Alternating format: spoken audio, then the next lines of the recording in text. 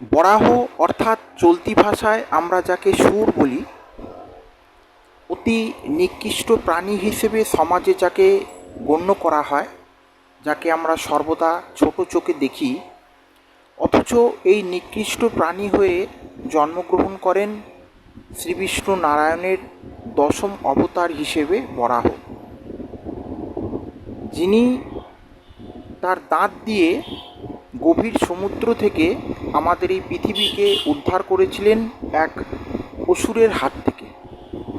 তো সেই জন্যই এই বরাহর অন্যান্য কিছু অপবিত্র থাকলেও দাঁতটা খুবই পবিত্রতা, এবং সকল দেবতারা তারা এই দাঁতকে আশীর্বাদ করেছিলেন। তো আপনাদের একটি ছোট্ট মেসেজ, আপনারা যদি কোনো শুয়োরের দাঁত কোনো জায়গা থেকে সংগ্রহ করতে পারেন, আপনারা গলায় চেনের মাধ্যম দিয়ে বা যেটাকে চেন পরলেন লকেটের মাধ্যম দিয়ে ঝুলিয়ে যদি রাখেন, আপনাদের অনেক রকমের দোষ, ফাঁড়া, বিপদ, গ্রহদোষ এই ধরনের জিনিস কেটে যাবে। কিন্তু এই শুয়োরের দাঁত যদি আপনারা ধারণ করেন, সেক্ষেত্রে রুদ্রাক্ষের মালা বা অন্য কোনো স্টোন, গলার কথা বলছি, অন্য কোনো স্টোন কিংবা তুলসীর মালা এই ধরনের জিনিস কিন্তু ব্যবহার করা যাবে না। আর শুয়োরের দাঁত বলতে এই যে আমাদের আশেপাশে যে সকল শুয়োর চাষ হয়, যারা ধরুন নোংরা কিছু খাচ্ছে, সেই ধরনের শুয়োরের দাঁত চলবে না। যেগুলো জংলি শুয়োর, দেখবেন আমরা নানান ধরনের ডিসকভারি চ্যানেলে দেখি যে জংলি শুয়োররা বনে জঙ্গলে অবাধে ঘুরে বেড়াচ্ছে, যারা খুব হিংস্র হয়, তাদের দেখবেন এই দাঁতগুলো এরকমভাবে বেরিয়ে থাকে।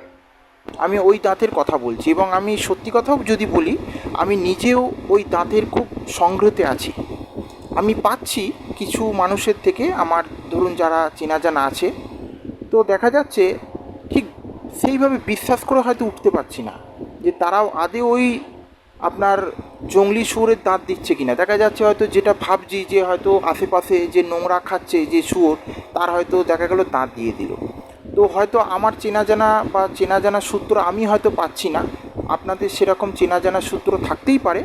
তাই আপনাদেরকে বলছি, আপনারা যদি এই দাঁত সংগ্রহ করে গলাতে ধারণ করতে পারেন, অনেক নামি দামি স্টোন পড়তে লাগবে না, আপনাদের অনেকভাবে আপনারা নিজেও উপকার পাবেন, এবং আপনারাও হয়তো এই ব্যাপারটি অবগত আছেন বা অনেকভাবে কিছু জানেন।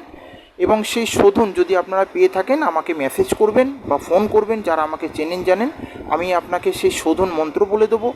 আপনারা বাড়িতে বসে নিজেরাই শোধন করে নিতে পারবেন, কোনো অসুবিধা নেই, করে আপনারা সেটি ধারণ করতে পারবেন। নমস্কার প্রিয় দর্শক বন্ধুরা, আমার যদি এই ছোট্ট ভিডিওটি আপনাদের ভালো লাগে, আমার চ্যানেলটিকে আপনারা সাবস্ক্রাইব করবেন এবং লাইক করবেন। নমস্কার।